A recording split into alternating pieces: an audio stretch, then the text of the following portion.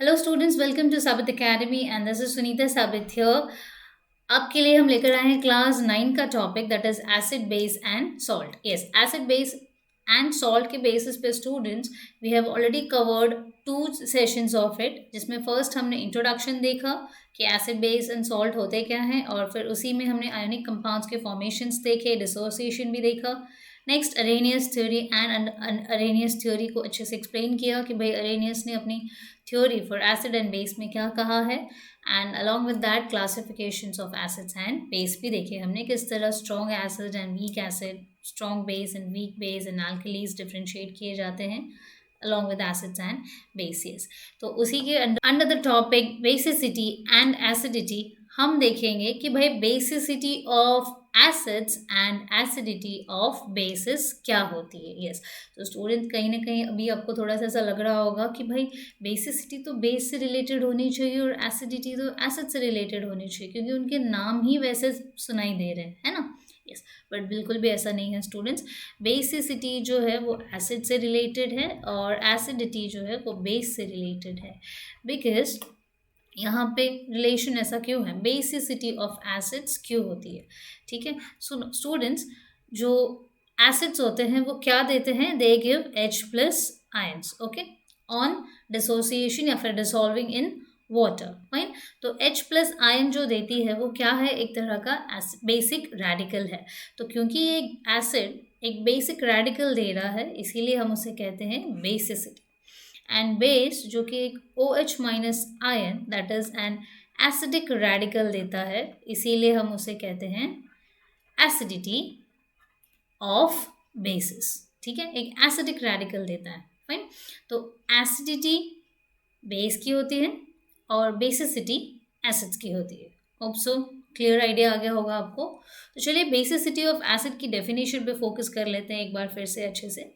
The number of H plus ions obtainable, एक compound से H plus H plus ion हम कितने निकाल सकते हैं या कितने रिप्लेस किए जाते हैं। ठीक है, H plus ion, students ions जो होते हैं एसिड्स में H प्लस, उन्हें रिप्लेस किए जाते हैं किसी और हायर आयन से।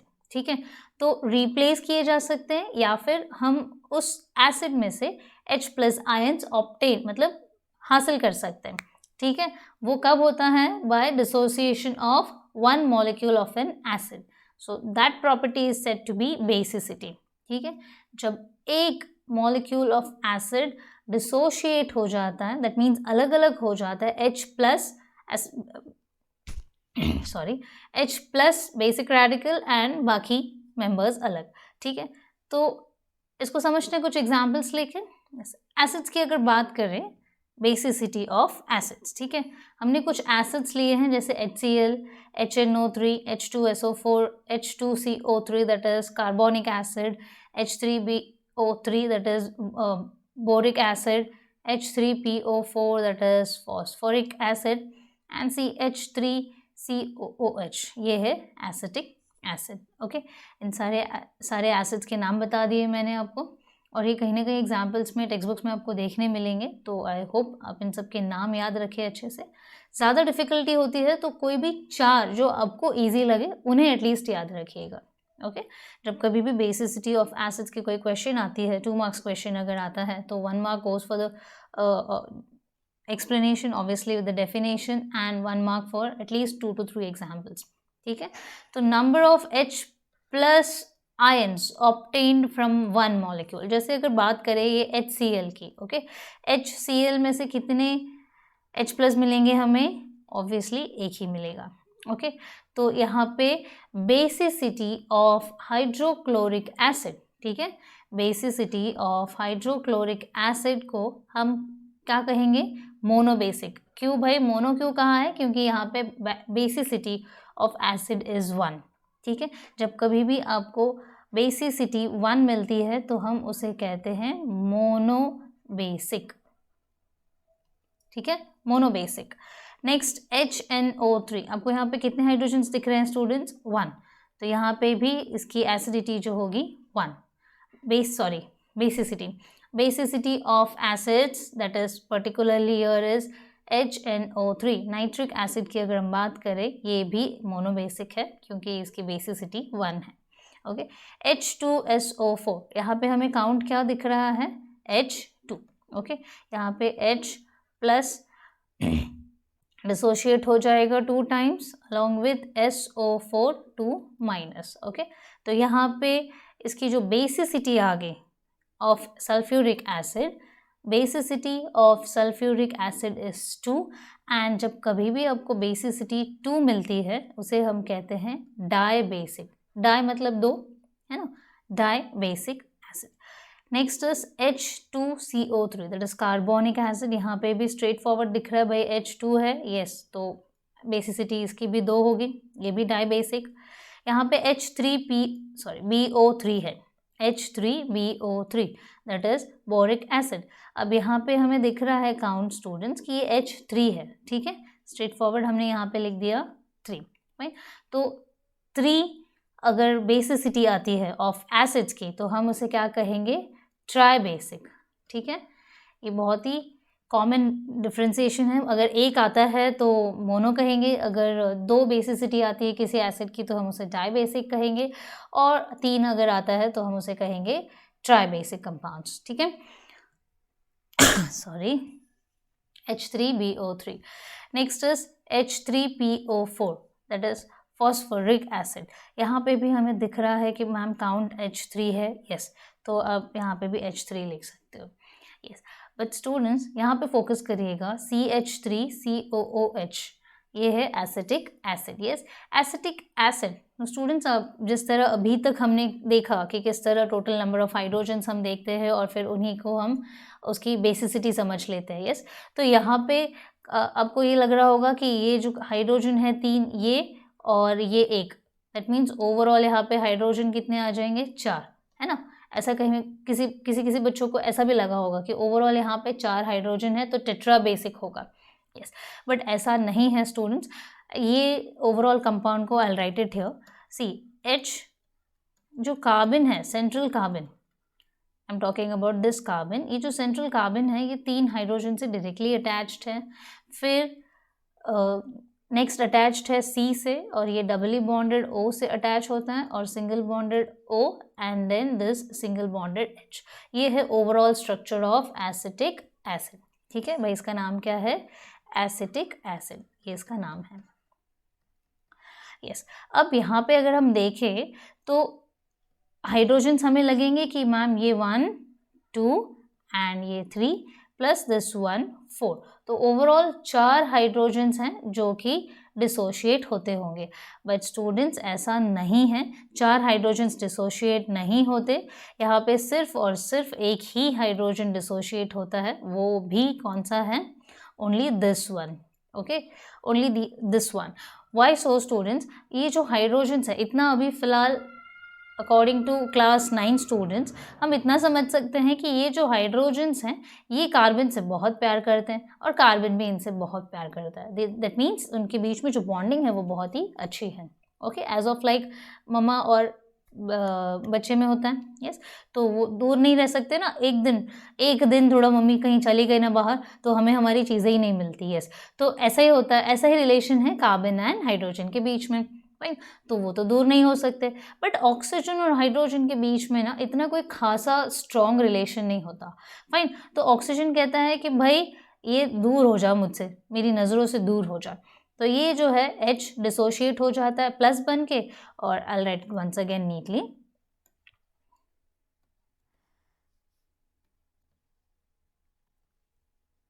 यस।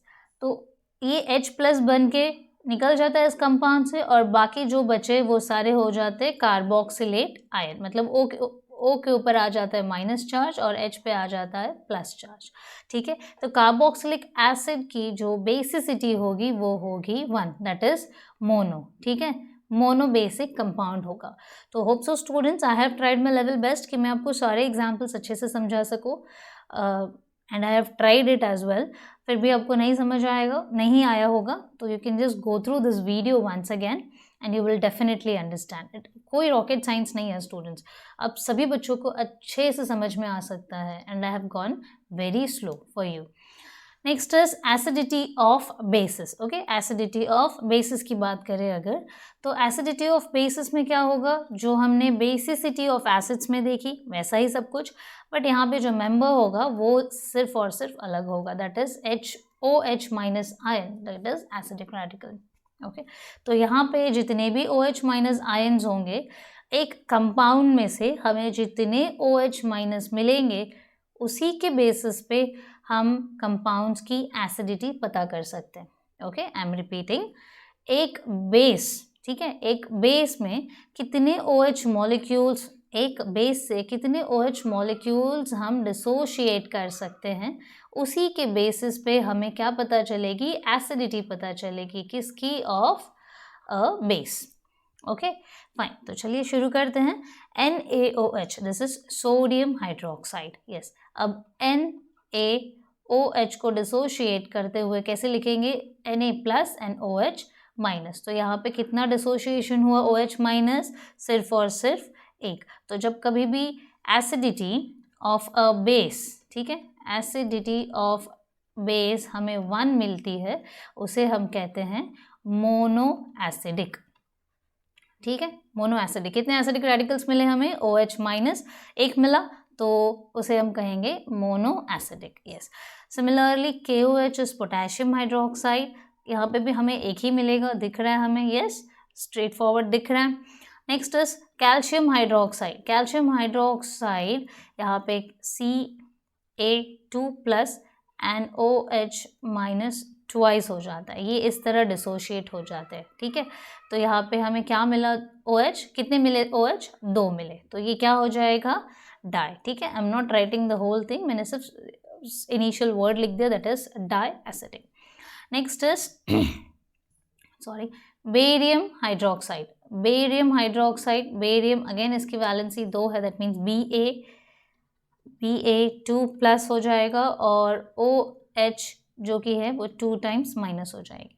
ओके, यस, तो यहाँ पे भी ये हो गया डाई बेसिक। फाइन, अब AlOH थ्राइस, एल्यूमिनियम हाइड्रोक्साइड लिखते हैं हम इसे, एल्यूमिनियम हाइड्रोक्साइड। तो Al की वैलेंसी कितनी हो जाए, Al के ऊपर आ जाएगा 3 प्लस चार्ज एंड OH पे आ जाएगा 3 minus charge, 3 times of OH minus. ठीक है, तो यहाँ पे कितने basic, sorry, acidity of basis कितना हुआ यहाँ पे, 3, that is try acidic compound. Okay, try acidic.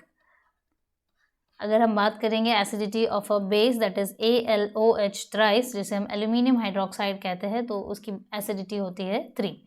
Next is ion hydroxide. Okay, normally हम इसे आयन 3 हाइड्रोक्साइड लिखते हैं, रोमन में 3। तो आयन हाइड्रोक्साइड अगर हम बात करें तो यहाँ पे आयन का भी ऐसा ही कुछ होगा, 3 प्लस एंड 3 OH माइनस। तो हम स्ट्रेट फॉरवर्ड यहाँ पे लिख रहे हैं 3, दैट मीन्स ये आ जाएगा ट्राई एसिडिक कंपाउंड। अगर हम बात करें NH4OH की, तो एसिटिक एसिड वाली गलती हम फिर से नहीं दोहराएंगे। हमें पता है कि NH4 एक अमोनिया होता है और ये आपस में एक दूसरे से बहुत ही अट्रैक्टेड हैं। फाइन, तो NH4 remains as it is और सिर्फ क्या अलग हो जाता है, OH माइनस। ठीक है, तो वो सिर्फ और सिर्फ एक ही अलग होगा। ठीक है, NH4 सिर्फ और सिर्फ इस पे एक प्लस साइन और OH माइनस, एक माइनस है। तो कितने बेसिक रेडिकल्स मिले हमें हमें सिर्फ और सिर्फ एक ही बेसिक रेडिकल मिला, इसीलिए हम इसे कहेंगे मोनो। ठीक है, एक ही एसिडिक रेडिकल मिला, इसीलिए हम इसे कहेंगे mono acidic radical, mono acidic compound. Hope so students, आपको बेसिसिटी एंड एसिडिटी अच्छे से समझ आया हो। यस, तो चलिए बढ़ते हैं आगे नेक्स्ट टॉपिक की तरफ, that is concentration of acid and base. Concentration of acid and base, कहीं ना कहीं आपको लग रहा होगा कि एसिड और बेस तो ठीक है, बट उसकी कॉन्सेंट्रेशन, कहीं ये वाली कॉन्सेंट्रेशन तो नहीं जो मम्मी हमें कहती है कि भाई concentrate on your studies, concentrate on your studies, ऐसा वाला। यस, बट कहीं ना कहीं थोड़ा सा तो सिमिलैरिटी है। वहाँ पे कॉन्सेंट्रेट हमें हमारी स्टडीज़ पे करनी होती है, यहाँ हम हमारे एसिड और बेस के कॉन्सेंट्रेशंस की बात कर रहे हैं। ठीक है, कॉन्सेंट्रेशन मतलब उसमें जो एसिड है, okay, concentration of acid and base का मतलब होता है, I will explain you, solution में उसकी क्वांटिटी के बेसिस पे पता किया जाता है कि whether it is concentrated, okay, whether it is concentrated और इट इज डाइल्यूट। अच्छा, डाइल्यूट एंड कॉन्सेंट्रेटेड क्या होता है? यस, पता होगा अगर आपको तो इट्स वेरी गुड, नहीं पता है तो I just give you an idea. Concentrated and dilute वो होते हैं स्टूडेंट्स, कॉन्सेंट्रेटेड को हीट सप्लाई करने की ज़रूरत नहीं होती। वह कॉन्सेंट्रेटेड की बात कर रही हूँ, यहाँ पे जो टर्म है वो कॉन्सेंट्रेशन है, ओके। डाइल्यूट वो होते हैं जिसको ऐड करने के बाद आपको हीट भी सप्लाई करनी होती है। तो सॉल्यूशंस दो टाइप के आते हैं, concentrated and dilute, okay. But हम यहाँ पे बात कर रहे हैं concentration of acid and base. इसका मतलब क्या है? जैसे कि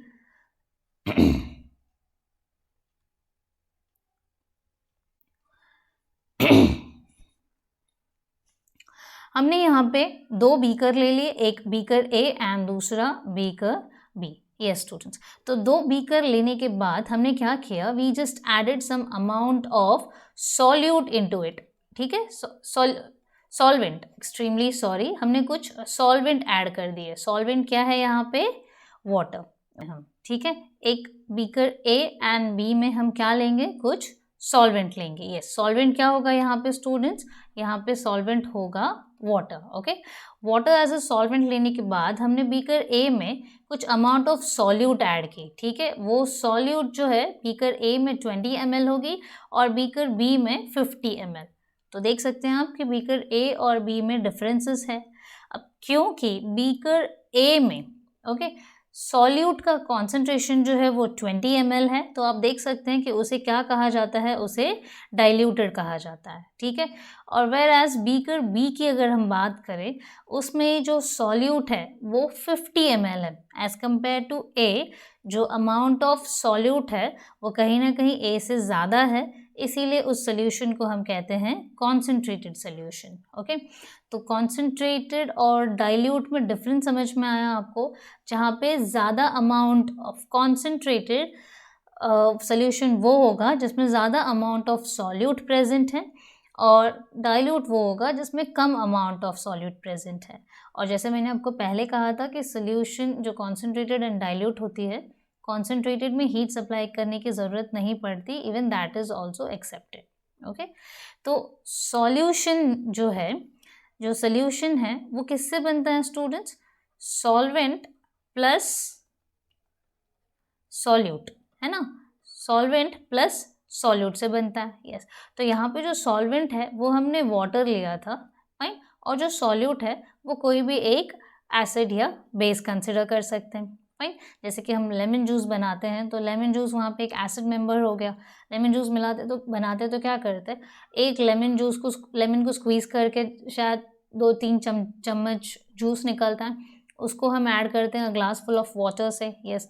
फिर उसे डाइल्यूट बनाते हैं ना, और फिर उसमें शुगर एंड सॉल्ट जो भी ऐड करते हैं as per hour test, yes. तो यहाँ पे भी वही हो रहा है। यहाँ पे डाइल्यूट एंड कॉन्सेंट्रेशन दोनों एक दूसरे के रिलेटिव्स हैं, ठीक है। डाइल्यूट और कॉन्सेंट्रेटेड दोनों एक दूसरे के रिलेटिव हैं, क्योंकि डाइल्यूट कम होगा और कॉन्सेंट्रेटेड ज़्यादा होगा। अगर उल्टा हो गया, जैसे डाइल्यूट वाले में मैंने कॉन्सेंट्रेशन बढ़ा दी तो वो कॉन्सेंट्रेटेड हो जाएगी, और कॉन्सेंट्रेटेड वाले में मैंने अगर जो सॉल्यूट है वो घटा दी तो वो डाइल्यूट हो जाएगी। तो दैट मीन्स वो दोनों पैरेलली चलते रहते हैं साथ में, रिलेटिव्स है ना, बहुत खुश रहते हैं एक दूसरे के साथ, ओके। तो अगर हम बात करें concentration of acid and base के प्रॉपर डेफिनेशन की, यस, एसिड एंड बेस क्या है स्टूडेंट्स? एक प्रॉपर सॉल्यूट है, यस। तो आई इरेज इट, मैंने कुछ कंटेंट्स ओवरराइट कर दिए हैं, तो आपको कॉन्सेंट्रेशन किसे कहते हैं?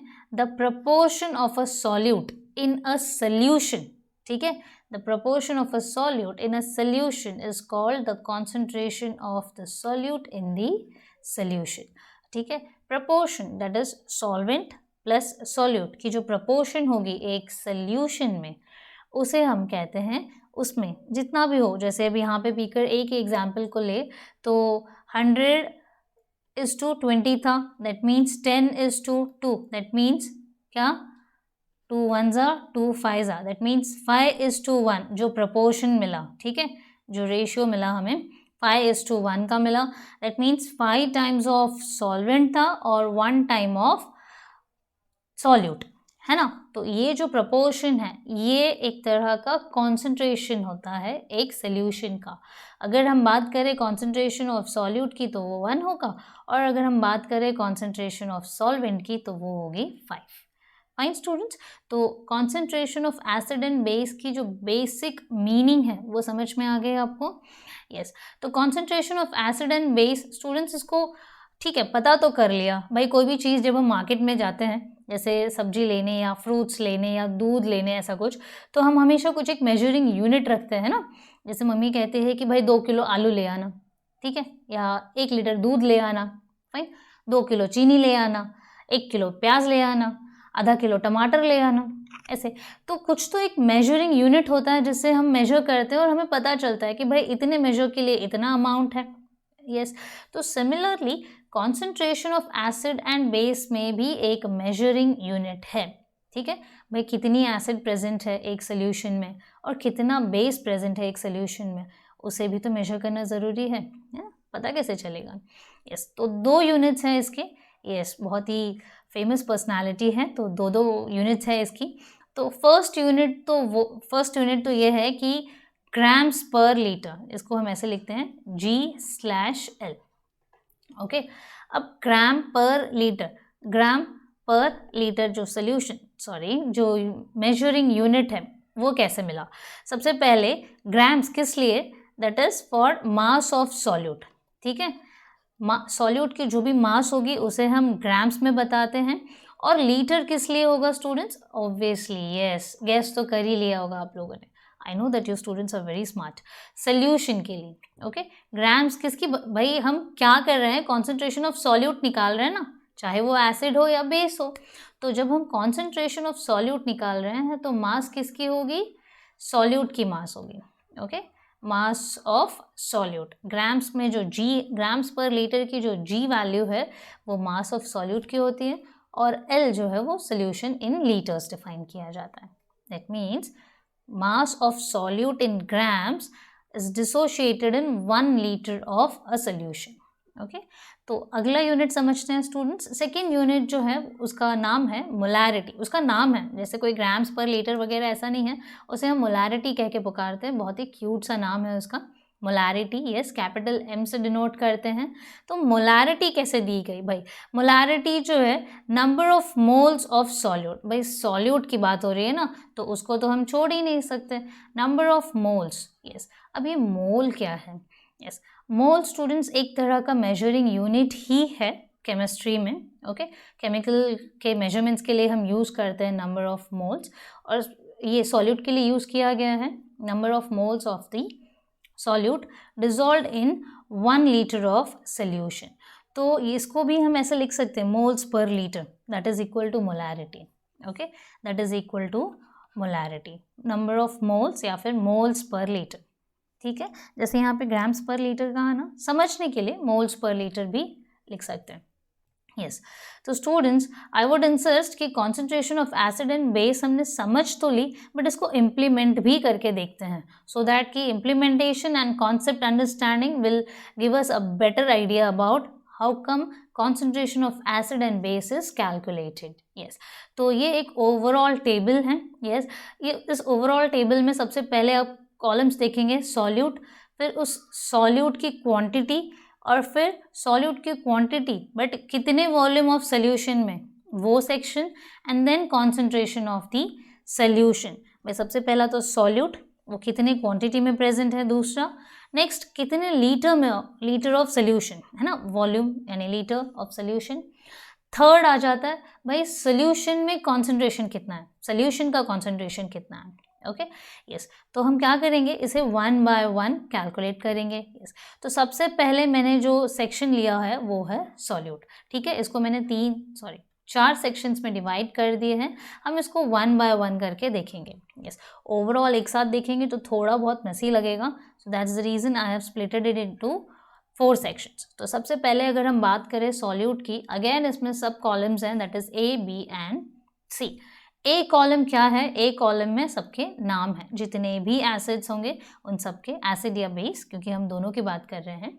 Concentration of acid and base के लिए हमने जो भी एसिड और बेस लिए हैं हम उनको कॉलम ए में उसके नाम लिखेंगे, फिर नेक्स्ट बी में उसके molecular formulas, and column C में of solute column section that is molecular mass लिखेंगे। आप देख सकते हो इसे यू से डिफाइन किया, दैट मीन्स इसकी कोई यूनिट नहीं है, सिर्फ यूनिट्स लिखते हैं। ओके यस, तो स्टूडेंट सबसे पहला तो दिया हुआ है, चलिए देख लेते हैं। सोडियम क्लोराइड जिसका फॉर्मूला है NaCl, एंड इसकी जो मॉलिक्यूलर मास है वो दी गई है, दैट इज 58.5 यूनिट्स। यस, तो मॉलिक्यूलर मास हम कैसे कैलकुलेट करते हैं? A that is atomic mass is given by Z plus N। ठीक है, ये इसकी फॉर्मूला होती है, एटॉमिक मास या मॉलिक्यूलर मास हम कह सकते हैं। एक एटम की मास पता चल गई तो हम उन्हें जोड़ जोड़ कर एक मॉलिक्यूलर का मास बना सकते हैं। मॉलिक्यूलर मास पता चल गया Na का और Cl, Na का एटॉमिक मास, Cl की एटॉमिक मास। स्टूडेंट्स कुछ एटॉमिक मास नंबर्स, एटलीस्ट 20 तक के एटॉमिक मास नंबर्स भी हमें याद रखने होते हैं। सी, अगर हम फॉर्मूले के बेसिस पे जाए, जैसे कि जो उसकी एटॉमिक नंबर है उसके बेसिस पे जाए, तो हमें एग्जैक्ट वैल्यूज़ नहीं मिलती। ओके, जैसे अगर मैं आपको एग्जांपल दे दूँ क्लोरीन की, ठीक है, क्लोरीन की एटॉमिक नंबर है 17 एंड है ना, Z उसकी एटॉमिक नंबर है 17, और अगर एटॉमिक मास नंबर की बात करें तो Z प्लस N होता है, जिसके पास न्यूट्रॉन ज़्यादा है। ओके, जिसके पास न्यूट्रॉन ज़्यादा है। तो अगर हम बात करें 17 प्लस 18, ठीक है, एक न्यूट्रॉन उसके पास ज़्यादा होता है, 17 plus 18 will give us 35। But exactly इतना है क्या जो उसकी एग्जैक्ट क्लोरीन की मास है, दैट इज 35.45 यूनिट होती है।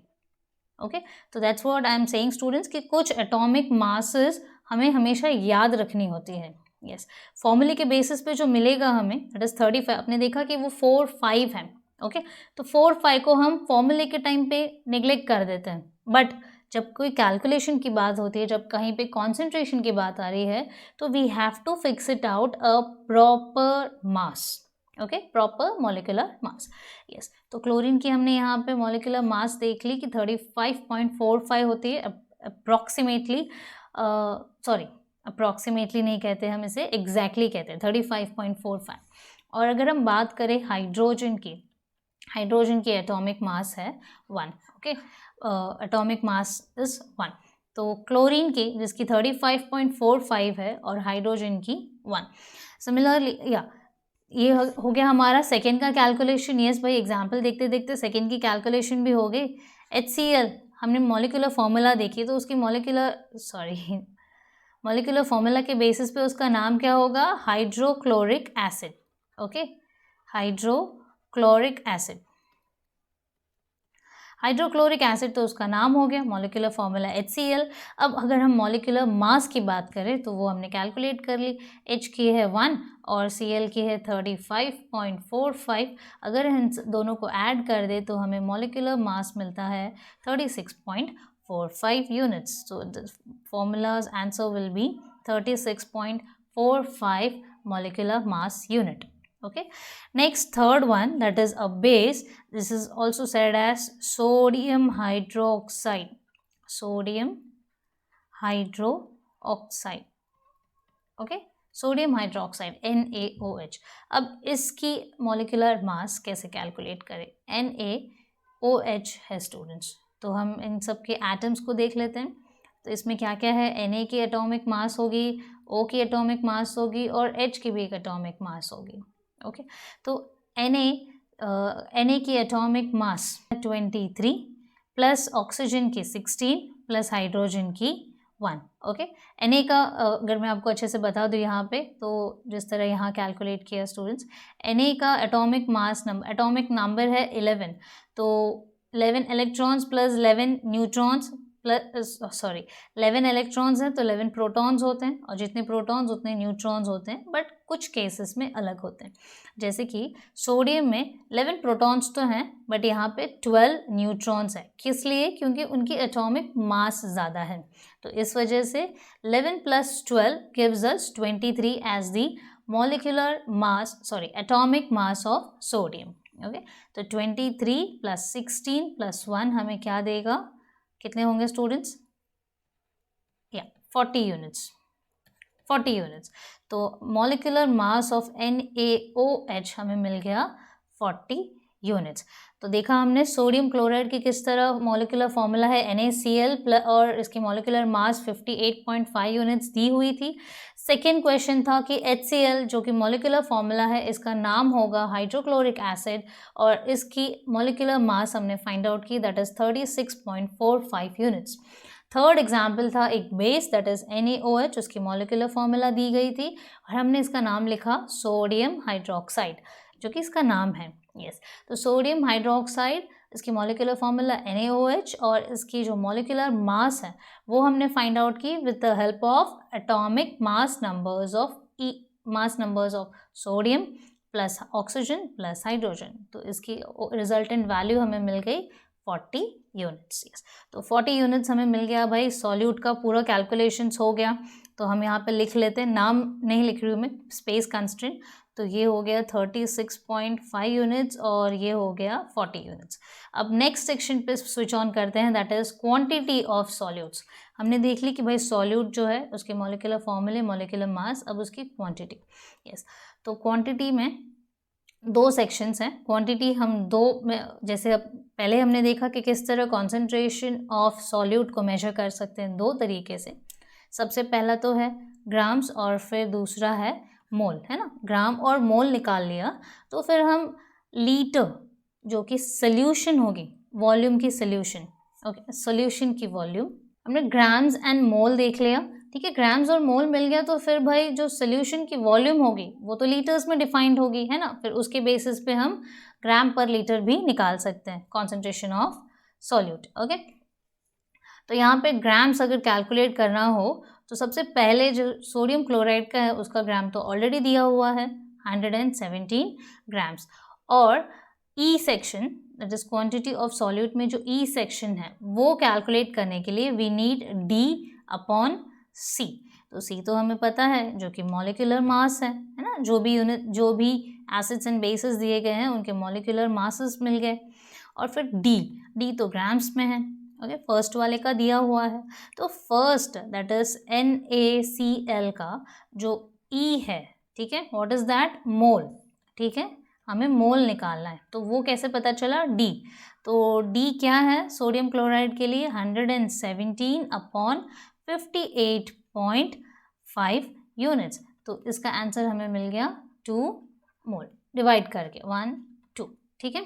यस, तो सिमिलरली अगर हम कैलकुलेट करें HCl के लिए भी, क्या कैलकुलेट कर रहे हैं हम, मोल कैलकुलेट कर रहे हैं, ओके। तो हमें क्या चाहिए, D क्या है उसका ग्राम, ग्राम इज ऑलरेडी गिवन तो हम वही लेते हैं 3.65 ग्राम्स और डिवाइडेड बाय C क्या है उसकी molecular mass, that is 36.5 units, okay. तो इसको अगर हम डिवाइड करें स्टूडेंट्स तो आंसर आ जाएगा 0.1 मोल, है ना। इसको डिवाइड किया इससे तो आंसर आया 0.100 समथिंग, ऐसे आता जाएगा। तो इससे हमें पता चला, इससे हमें पता चला ये आ जाएगा 0.100 समथिंग चलता जाएगा। तो हमने 0.1 मोल ही ले लिया, ठीक है। यस, नेक्स्ट अगर हम बात करें NaOH की, NaOH में E कैलकुलेट करना है, दैट इज मोल, ओके। तो अगर हमें मोल कैलकुलेट करना है तो क्या चाहिए, वैल्यू हमें चाहिए D की, बट स्टूडेंट्स यहाँ तो D मिसिंग है। यस, तो हम क्या करेंगे, D के जगह पे X ले लेंगे, हमें पता नहीं है, वेरस C तो हमें पता ही है, तो यहाँ पे हम ले लेंगे 40। और एक चीज़ स्टूडेंट्स हमने मिस आउट कर दी, that is E for a base that is NaOH is already given, ठीक है। तो हम यहाँ नीचे लिखते हैं, since E is already given that is sorry E जो कि है ऑलरेडी दिया हुआ है तो हम इसे लिखते हैं 1.5 moles, okay, that is equals to X upon 40। तो हमें पता है X क्या होगा, 1.5 into 40 which will give us 60 grams as a value. तो हम यहाँ पे क्या लिख सकते हैं, 60 यूनिट्स लिख सकते हैं ना। यहाँ पे हम क्या लिखेंगे, NaOH की ग्राम्स 60 यूनिट्स एज अ ग्राम। तो NaCl हमें मिल गया एज इन 2 मोल्स, HCl की मोल की वैल्यू मिल गई 0.1 और NaOH की तो मोल वैल्यू ऑलरेडी दी गई थी 1.5 मोल। तो हमने यहाँ पे क्या कैलकुलेट कर ली, D that is grams. Okay, तो हमने यहाँ पे उसकी ग्राम्स बाय वेट क्वांटिटी कितनी है वो कैलकुलेट कर ली। यस, तो हमने 2 सेक्शंस पर्टिकुलर टेबल की कंप्लीट कर ली। यस, तो थर्ड सेक्शन पे आते हैं स्टूडेंट्स। थर्ड पे है volume of a solution. Yes, तो वॉल्यूम ऑफ अ सोल्यूशन की अगर बात करें तो ये दी गई है कि भाई हमने एक सोल्यूशन के लिए कितने लीटर्स, एक सोल्यूशन कितने लीटर की ले रखी है। ओके, तो तीनों की उन्होंने दे रखी है 2 litres, 1 litres and 2 litres respectively. तो सबसे पहले हमने देखा कि किस तरह सॉल्यूट के नाम और उसके मॉलिक्यूलर मासेस कैलकुलेट हुए। तो I just right it quickly. ये हो गया 36.45 यूनिट्स और ये हो गया 40 यूनिट्स, ये हो गया 60 ग्राम और ये आ गया 0.1 मोल। यस, तो इतने यहाँ तक के हमने fill in the blanks complete कर लिए थे। अब वॉल्यूम ऑफ सोल्यूशन तो ऑलरेडी दिया हुआ है, तो हम फोकस करते हैं कॉन्सेंट्रेशन ऑफ सोल्यूशन पे। यस, अगर हम बात करें कॉन्सेंट्रेशन ऑफ सोल्यूशन की, कहाँ पहुँच गए हम, लास्ट स्टेप पे पहुँच गए, that is concentration of solution. Concentration of solution में 2 कॉलम्स हैं, G एंड H। तो G कैलकुलेट करने, G क्या है, ग्राम्स पर लीटर। अब ग्राम्स पर लीटर कैलकुलेट करने के लिए हमें चाहिए D अपॉन F की values. Yes, D upon F। अब D क्या है स्टूडेंट्स, ग्राम, और F क्या है, लीटर। भाई नाम से ही पता चल रहा है ना, ग्राम्स पर लीटर। तो ऊपर वाला जो D है वो क्या मेजर कर रहा है, ग्राम्स बाय वेट, एंड नीचे वाला जो है वो litres, that is measuring the concentration, sorry measuring the volume of a solution in litres. Yes, तो सबसे पहला जो NaCl है उसकी already fill in the blanks complete है, फर्स्ट कॉलम रो। ठीक है, 58.5 ग्राम्स पर लीटर। और मोलैरिटी हमने देखा था कि मोलैरिटी किस तरह कैलकुलेट होती है, moles per litre, number of moles of a solute upon volume of a solution. Yes, तो इसकी दी गई है 1 मोल। यस स्टूडेंट्स, तो without wasting much amount of time चलिए हम कॉन्सेंट्रेशन ऑफ सोल्यूशन भी कैलकुलेट कर लेते हैं। क्या दिया गया है, G D अपॉन F। अब G किसके लिए, HCl के लिए। ओके, HCl के लिए हम कैलकुलेट कर रहे हैं G कैसे दी गई है, D that is grams, that is 3.65 upon कितना दिया गया है, ओके, F क्या है, 1 लीटर। G दिया गया है 3.65 grams and volume is 1 litre.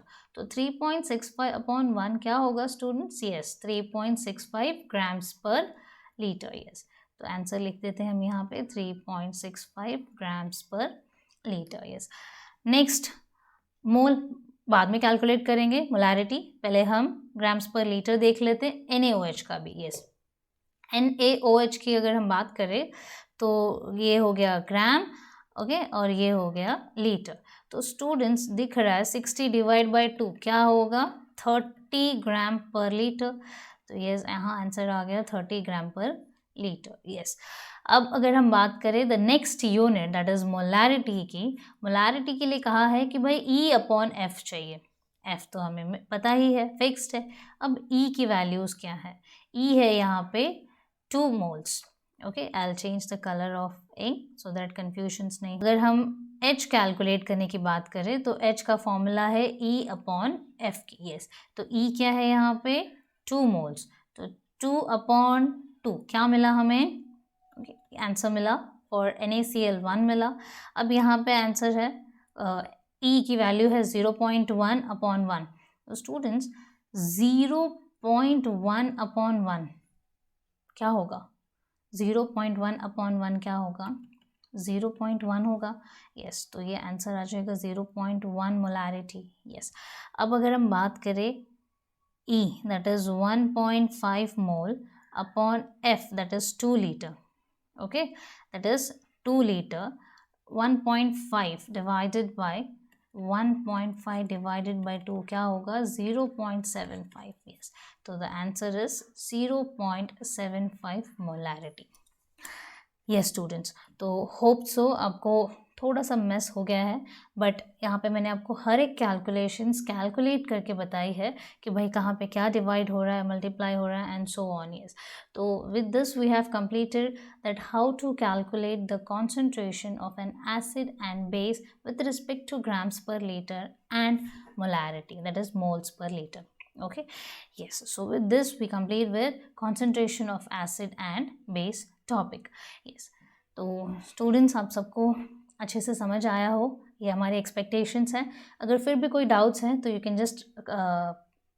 can just write your doubts into the comment section and we'll get back to you. So thank you so much students for being with us. Thank you.